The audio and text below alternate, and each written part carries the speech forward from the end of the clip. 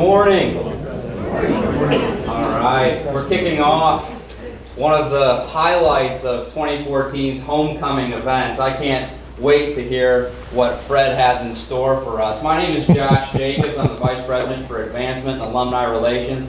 I've been on staff and an Eagle for a little over a year now, and I can say with all honesty, you're a fantastic group to be associated with. Over the last couple of weeks and months, I've had the pleasure to get to know both Fred and Jenny Bergsten a lot better. I can honestly say they are true gems in the nest that we call Central Methodist University. Fred's activity in economics is unparalleled. I'm blown away by the people he associates with and the people that he leads and influences. This is truly a fantastic opportunity, not only for us sitting here, but those that will hopefully ultimately see the video of this in years to come. Without further ado, I'd like to introduce Dr. C. Fred Bergsten. Thank you very much. Appreciate it. Josh, thank you very much for the introduction, and it's great to be back here. I'm really masquerading today as a speaker because I'm really here as a spouse. This is Jenny's class reunion, her 55th. Sorry about that. And I thought I would tag along, and in that context, I was asked to put on a repeat performance for something that I've done several times before when we've been on campus, speak to these groups at Friday noon.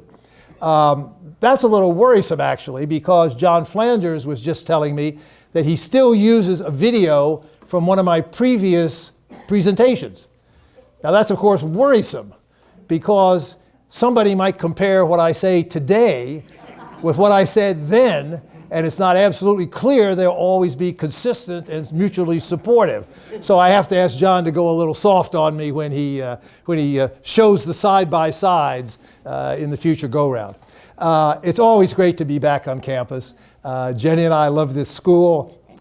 We met here a long time ago, and just always have a wonderful time seeing old friends, meeting new friends, particularly now as the school is into its new administration, which we are delighted to work with, to know, and to see how great the start has been with Roger and Judy. And we're really thrilled to participate in that at the investiture earlier this year, and now again here at this homecoming weekend. I am purported to talk about the political and economic outlook, nice general topic that I give them so I can talk about whatever I want. I suspect what you want to know is where the stock market is going, who's going to win the elections in a couple of weeks, and who's going to be our next president.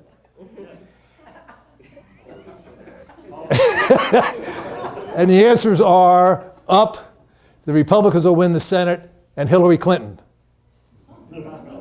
But that would be too brief a speech. So I thought I need to give you a little more background before I revert at the end to a little more detail on some of those immediate issues that I'm sure are preying on your mind. What I really want to, yes? About the World Series. The World Series. KC, baby.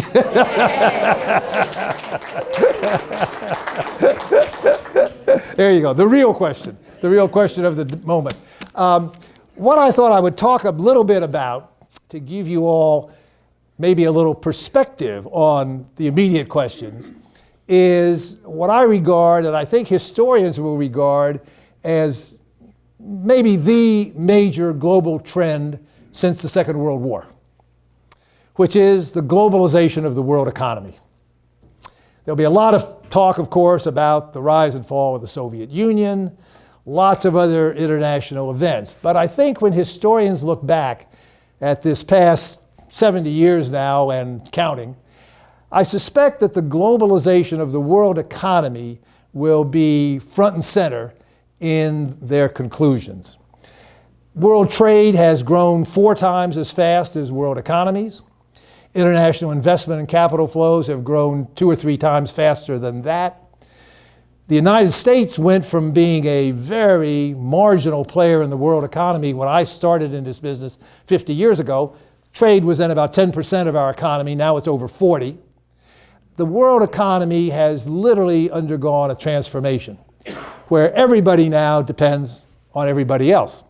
If you have any doubts about that, those of you who follow the stock market and worry about it, will note that this recent volatility had almost nothing to do with the US economy. It had everything to do with fears that Europe would drop into a new recession, maybe a new crisis, that China was slowing down, might have a financial bust-up, that the Middle East was erupting again with ISIS et al., with potential big effects on global energy markets, the Ebola crisis, Russia invading Ukraine and risking the whole global order that's been at least in place since the fall of the Soviet Union 20 years ago. So it's those international factors which now come home to roost and have really decisive, determinative effects many parts of the time as to what we do. American industry earns half or more of its profits now from its international activities. I always look at Bruce Addison when I'm here. I know what his company, based here in Fayette, Missouri, has become a global multinational firm and is highly engaged in the world, and some periods at least pretty dependent on how the rest of the world economy is doing for their prosperity. So it's really a different world from what it has ever been before. And that provides the context, I think, in which many of the events, if not most of the events, that we worry about today take place. Now, globalization has had a fantastic positive result. The world, there have been some disruptions in the last few years, and I'll come to those. But if you look back at this whole period, since the Second World War, it really was totally unparalleled in human history in terms of economic progress and advancement. Over 2 billion people around the world have been lifted out of poverty in this period. And globalization has a lot to do with that. It remains true that no country, repeat, no country has ever had economic success without integrating in the world economy. Those who tried it failed, sometimes spectacularly. The Soviet Union, North Korea today, Cuba, the few countries that have tried to resist the imperatives of globalization have been miserable and indeed often spectacular failures. And the record is very clear. Different countries have done it to different degrees and in different ways, but the underlying bottom line is absolutely clear. The process of globalization, like any economic dynamic, is of course not an unalloyed good. There are downsides. Like any economic change, globalization, increases in trade, international capital, all that, disrupt some people's lives. And there are losers as well as winners from the process of globalization. Some people lose jobs, some people's incomes decline in our country and in other countries as well. So in shaping policy to take advantage of globalization and to maximize its value and to take care of those who do get adversely affected, policy also has to adjust. And here, the United States has not got a very good record. I'll come back to that if I get a chance later on. In addition, globalization has opened up some avenues that are not always so healthy. We economists talk about trade in goods, merchandise, globalization of goods. Well, there's also globalization of bads.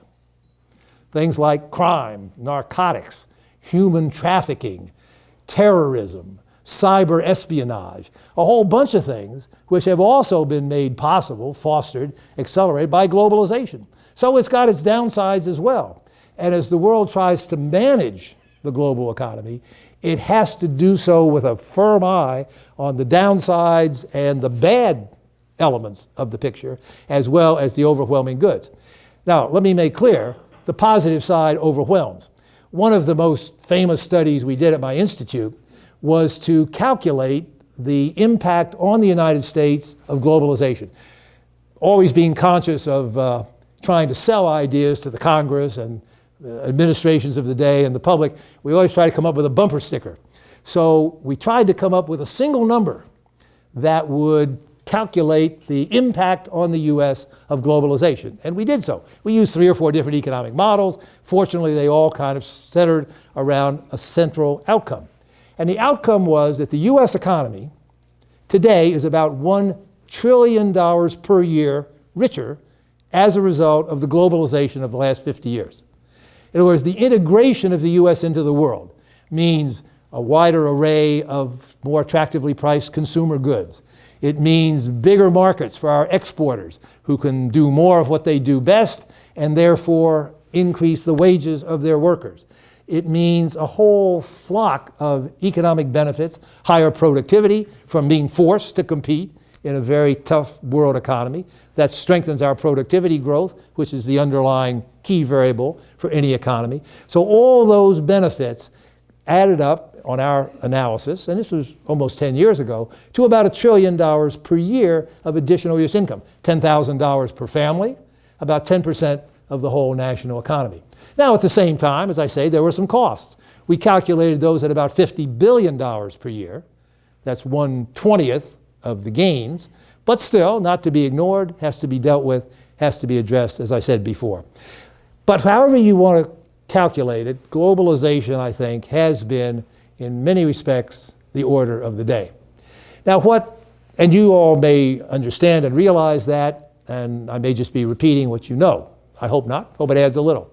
But what you may not realize is that this process of globalization is now undergoing a series of huge structural changes, particularly with respect to the role of the United States in the global world economy, which are really unprecedented. Now, traditionally, of course, we think of the world economy as dominated by the rich, high-income industrial countries. The United States, Europe, Japan, as a latecomer, but still generally regarded in that group of rich, high-income, advanced industrial countries. What may shock you is to learn that that group, the traditional rich guys club who dominated the world economy, are now in the minority. The emerging market economies and developing countries, led of course by China, which I'm going to talk about, but including India, Brazil, Indonesia, a whole range of Asian, Latin American, and other developing countries, increasingly including Africa, which has had the world's largest coterie of rapidly growing, newly emerging economies over the last 10 years. That group is now in the majority. The rich countries are less than half of world output, less than half the world economy, and the ratios are changing rapidly. The emerging and developing countries are growing 3 times as fast as the rich high-income countries. In a way, no surprise, because countries coming from lower income levels have historically tended to converge on the income levels of the richer countries, and therefore have grown faster as they approach that horizon. But in the last 2 or 3 decades, that phenomenon has occurred with a vengeance. And so what you now get is an increasingly multipolar world economy, as we call it, with the emerging and developing countries now in the majority. As I say, they're growing 3 times as fast. So that means that when I come back, if I get invited to come back a decade from now, there'll be 2/3 of the world economy and still rising rapidly on current projections, which we've studied and think are probably pretty accurate. So that's one big change. The traditional rich now in the minority. The other big change is that of the role of the United States. Again, most Americans in particular, but most people around the world, I can testify from working with them, have thought of the world economy, this globalized entity I talk about, as being constructed, nurtured, promoted, defended, and largely led by the United States. Well, it's still true to some extent, but again, there is a fundamental shift. The U.S. is no longer the world's largest economy. In fact, it's probably the world's 3rd largest economy. The European Union as a group, and now has to be viewed as a group for economic purposes, it's a single market, most of it with a single currency, that entity is considerably bigger than the United States in output terms, GDP terms, any economic variable you want to look at. Moreover, this is the real shocker to many, China. depending on how you calculate the exchange rate relationship, China is probably just about equal with the United States now, probably a little bit ahead of it. And if you project anything like China's recent growth rates, which I do project out 10 or 20 years, and I'll talk about that in a little bit more detail, China 5 or 10 years from now, when I come back and we talk about it again, will be much bigger than the United States, much bigger. Now, of course, that's in large part because they've got 1.3 billion people to our 300 million. Their per capita incomes will be considerably less than ours, but they will be, as a total economy, considerably bigger. Well, I wouldn't dwell too much on numbers 1, 2, and 3. I don't think that's too important. But what is important is that the world now has 3 economic superpowers. The European Union, despite its recent travails, China, and the United States. And that presents an historically unprecedented situation because traditionally, the world economy, I'm talking the modern period since, say, 1800, the world economy, when there's been a world economy, has been led by a single hegemon, as we call it, or a dominant player.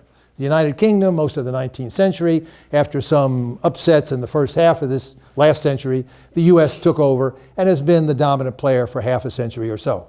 Now, however, that is no longer possible or desirable because it is a tripolar leadership by virtue of economic weight and economic capabilities. And that means a way has to be found to work out cooperative leadership of the world economy if things are not to erode and the globalization promise to be upset. Now, the US and Europe have worked pretty closely together for most of the last several decades, being roughly parallel in cultures, economic philosophy, political democracy, and the like. But the big challenge, and I suspect it will be one of the world's biggest challenges for the entire 21st century, or at least the first half of it, is the integration of China into this mix. As I say, China is either already or will shortly be the world's biggest economy. And it will become the world's biggest economy by a lot. Just parenthetically, China has gone through the most amazing economic transformation in world history. For the first 30 years after the communists took over in 1949, it was, of course, a totally closed, autarkic society which participated not at all in the world economy. This was the China of Mao Zedong and Zhou Enlai. From 1978, when Deng Xiaoping took over and initiated the economic reform of China, a central part of which was integrating it into the world economy, China has averaged economic growth of 10% per year for 30 years. It's unprecedented in human history for any country, not to mention a country with 1 billion people. And that, as I say, has propelled China from being a non-factor in the world economy only 3 decades ago to now being the largest single economy in the world. So it makes them an economic superpower. And the trick is going to be to find a way that we, the US, can work with them, we, the US and Europeans, can work with them in forging a cooperative solution to global economic leadership. Now, that will not be easy because China is a unique global economic superpower, not just for one reason, but for 3 or 4. First, as I say, it's still a poor country. Its per capita income is still about, depending again what exchange rate you use, somewhere between 10 and 20% of ours, 1/10 to 1/5 of ours. Still very poor compared with the United States. So they still think of themselves as a poor developing country, not apt to take on global leadership responsibilities and the like. They still want to be catered to, even though they're the world's largest economy. Secondly, they are, of course, not a market economy in the way we are. They are marketizing quite a lot. Their economic reforms were based on privatization, moving much more in the direction of the market. But still, state-owned enterprises are 90% of many sectors. The government still has a firm hand in controlling much of the economy. Many of the key prices are still controlled. And so it's a very different economic animal than we have. And that's kind of hard to juxtapose. Third, of course, their political system is totally different from ours, with an authoritarian regime and a regime whose primary purpose in life is to maintain that authoritarian regime, and indeed to do so by achieving continued rapid economic growth to legitimize them in the eyes of their own citizens. So you've got three fundamental differences between them and us. I'm very conscious, I just published a book last week on trying to find ways for U.S.-China economic relations to evolve in a positive direction, to be developed in a constructive and cooperative way. But it's going to be one of the great challenges of all time to do that, I would be the very first to admit. And not to mention, of course, that we and China are big rivals in geopolitical terms. It would be wrong to call us enemies. We're not enemies in the way that the US and the Soviet Union were. China does not have an expansionist, outward-seeking, aggressive foreign policy. But to be sure, we're not allies. And we have very different geopolitical interests, and that overrides and overarches the economic issues as well. So finding a way to bring China into the global economic system without busting up the system, to do it constructively, is a huge challenge. We know from history that a failure to achieve that can be tragic. In the late 19th century, there were two rising economic powers, somewhat like China is today. One was the United States, and we actually caused some problems for the world economy at that time, but the other was Germany.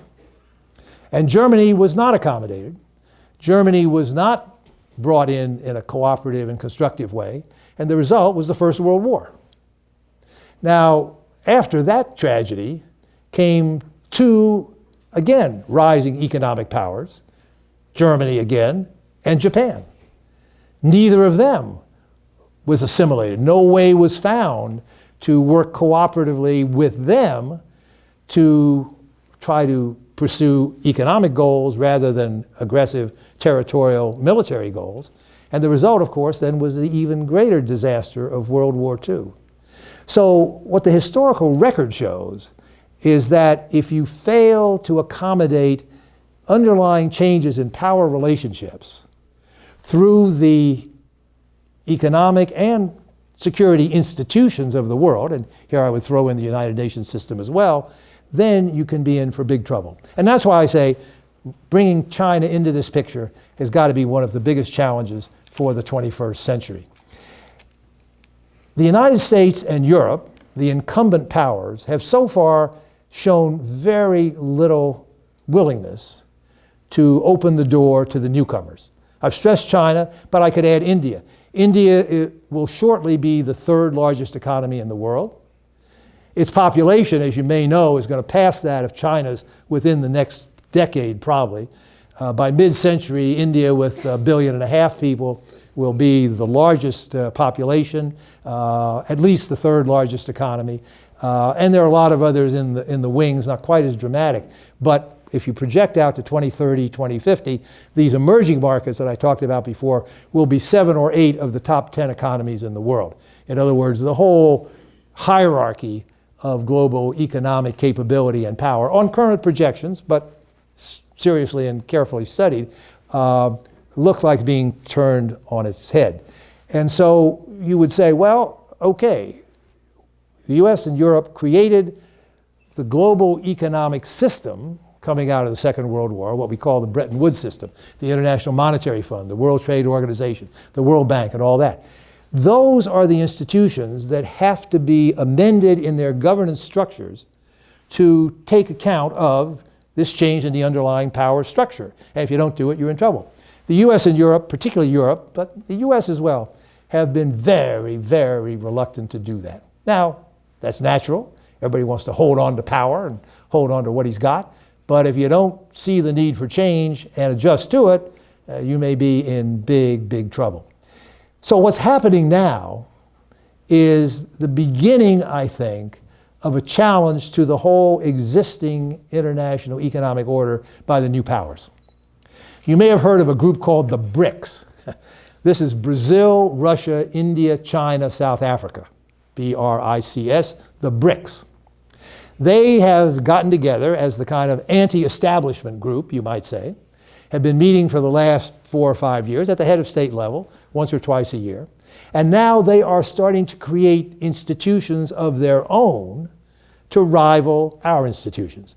They're setting up a new development bank, $100 billion. They're setting up a rival to the International Monetary Fund. They all have huge foreign exchange reserves. They run big surpluses. They can afford to do that quite nicely. So they're beginning to mount a challenge to the existing structure. The Chinese, on their own, are going one further. They are spearheading the creation of another new institution, which they call the Asian Infrastructure Investment Bank, another $100 billion fund where they're bringing in so far 20 more Asian countries, but they're opening it up to lots of others, to create a rival, very bluntly, a rival to the World Bank, the Asian Development Bank, other existing institutions, to do it their way, with their rules, and to try to establish themselves as economic leaders. Then comes the interesting question for the United States. Do we fight them or join them?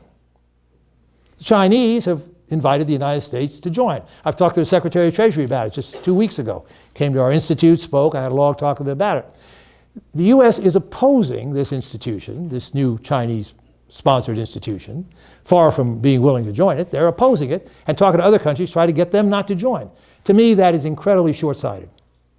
We want the Chinese, the Indians, the other rising economic powers to cooperate in our institutions and play by our rules, and we urge them to take leadership themselves and play a responsible role in the world. Well, when they then propose new institutions and new rules of the game, which they, at least on their concept, think will advance those goals, surely with a dose of their national self-interest as well, but the US is not absent from that idea either, we stiff-arm it. Seems to me incredibly short-sighted. But that is going to be one of the overarching kind of battleground issues going forward, I think, again, for the next several decades. Challenges to the existing order, whether the US can change its mindset to accept the need for multilateral and cooperative and mutually supportive leadership with the other new economic powers, or whether those new powers go their own way. And that, of course, would then create the risk of a huge split in global economic relations, would inevitably spill over to world politics, and could risk going back to some of the bad old days when globalization and even amicable economic relations more broadly are disrupted. Well, that's a long story on the context. I've spoken for half an hour. I'll just spend 5 more minutes on 2 or 3 immediate questions. I mentioned the recent factors that cause stock market turmoil, and let me just address maybe each of them very briefly. The first is whether Europe will fall back into a new recession and there even might be a new euro crisis. My answer is no, but Europe does have to be viewed as a weak sister of the world economy for the indefinite future. I don't think it'll have a new euro crisis, but it will have stagnation. Remember that Europe has attempted to take globalization much farther than anybody else in the world. At the regional level, the Europeans have actually created, as they initially called it, a common market, an economic union, and now a common currency. In other words, they have been willing to give up national sovereignty in economic terms far more than anybody else, cast their fortunes with their neighbors, now 28 member countries of the European Union, 17 in the Eurozone itself, and commit themselves to work together rather than relying on each nation individually. That's a revolutionary change when you think about it. Think about the US, Canada, Mexico, maybe Latin America, getting rid of the dollar and the Canadian dollar and the peso and going to a new joint currency. That's what the Europeans have done over the last 15 years. It's a dramatic move. It's a political project.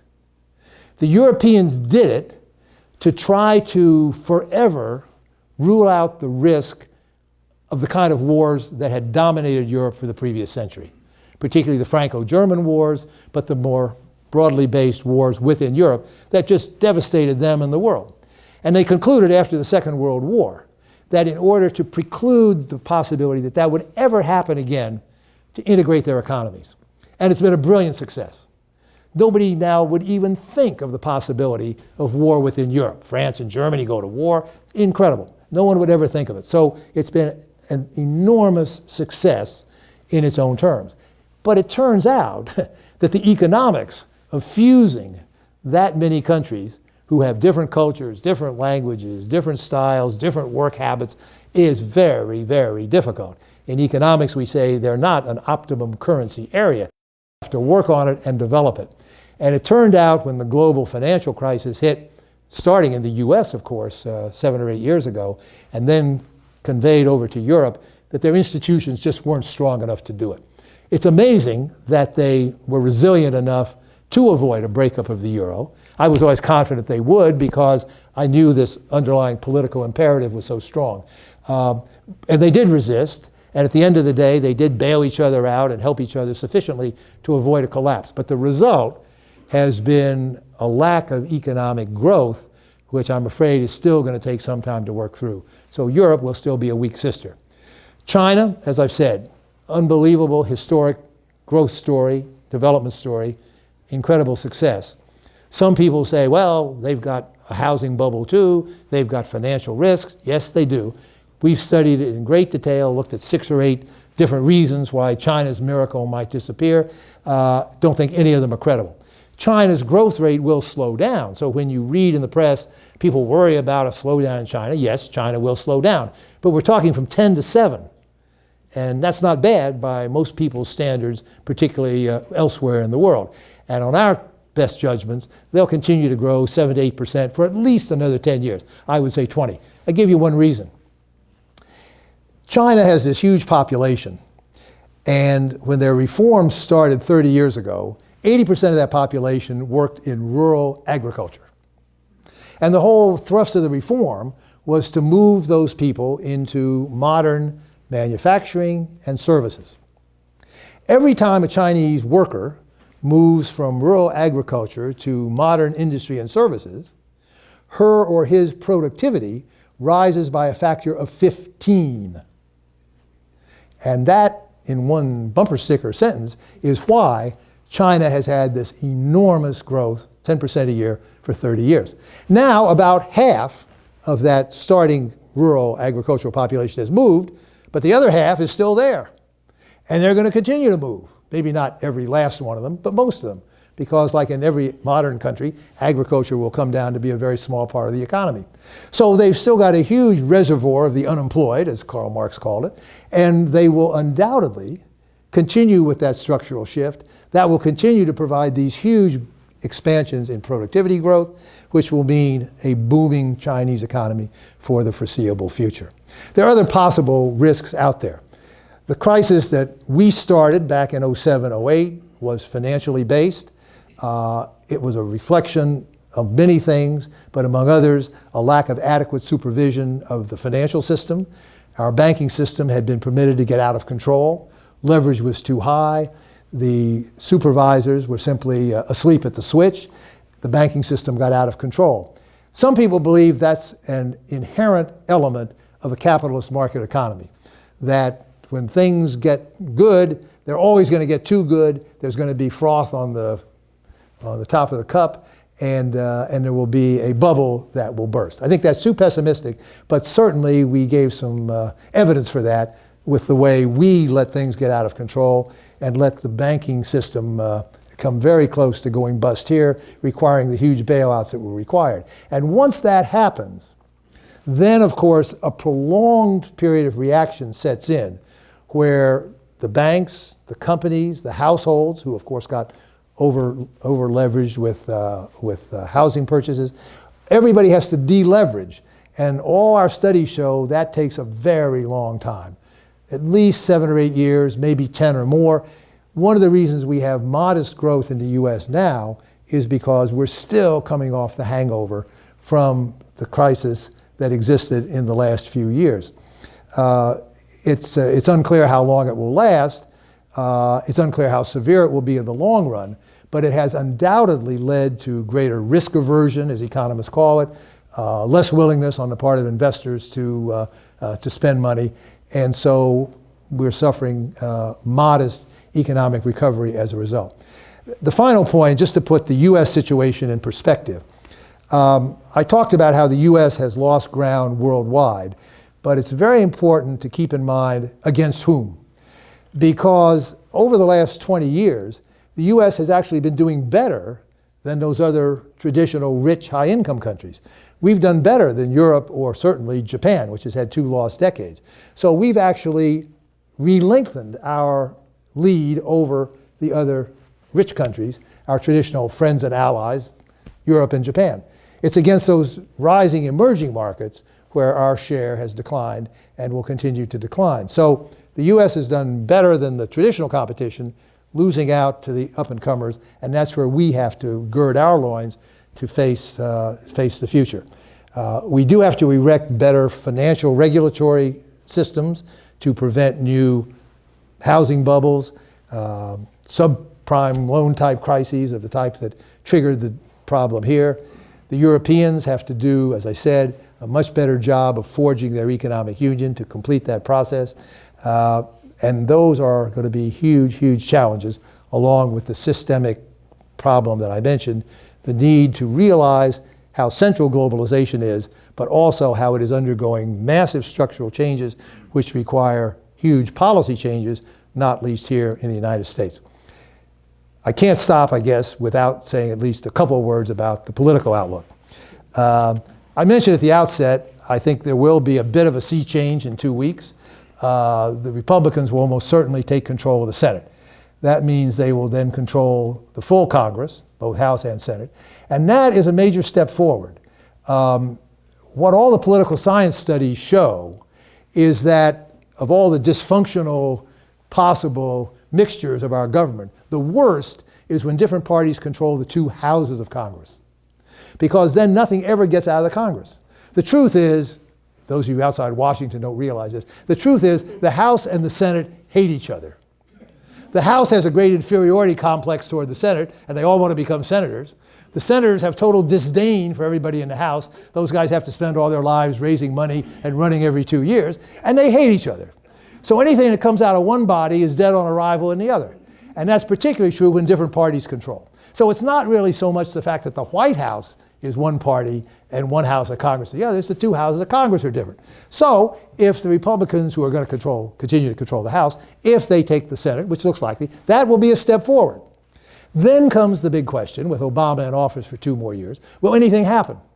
Will the Republicans, using their newfound collective clout in the Congress, want to deal with some of the real issues out there, like immigration, education reform, tax reform? It's a long litany that need to be dealt with, the budget, et cetera.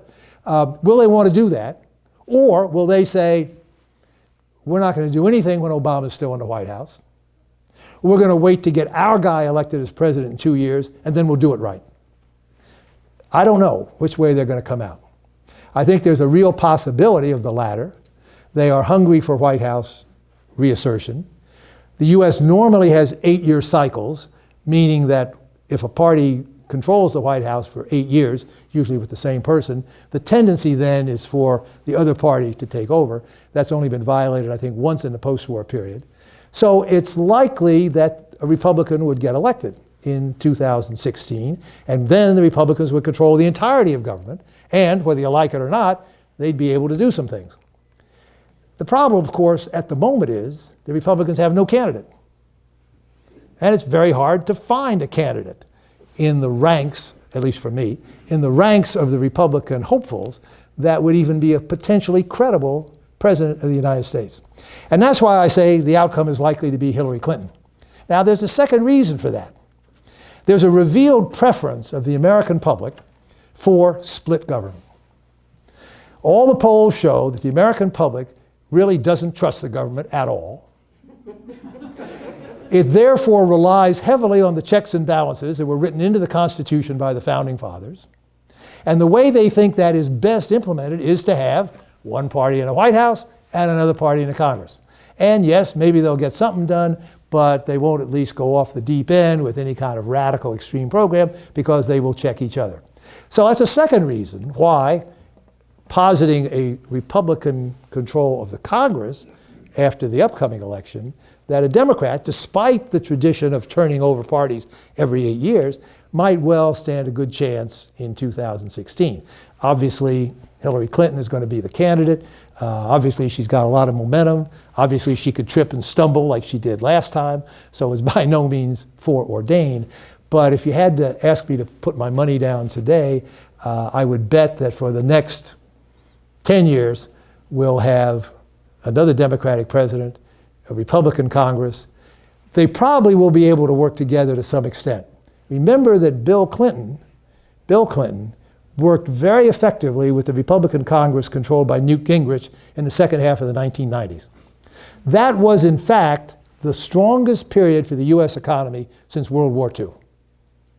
So to leave you on a modestly positive note, it might just be that Mrs. Clinton and a Republican Congress could be the kind of government that would help deal with a lot of the outstanding problems, avoid the extremities that could well occur if one party controlled everything, and still get some business done by operating pragmatically. That at least would be the hope. I'll certainly keep working to try to do that. And when I come back in that 10 years, if you invite me again, we'll see how it worked out. Thank you all very much. I'm happy to answer questions.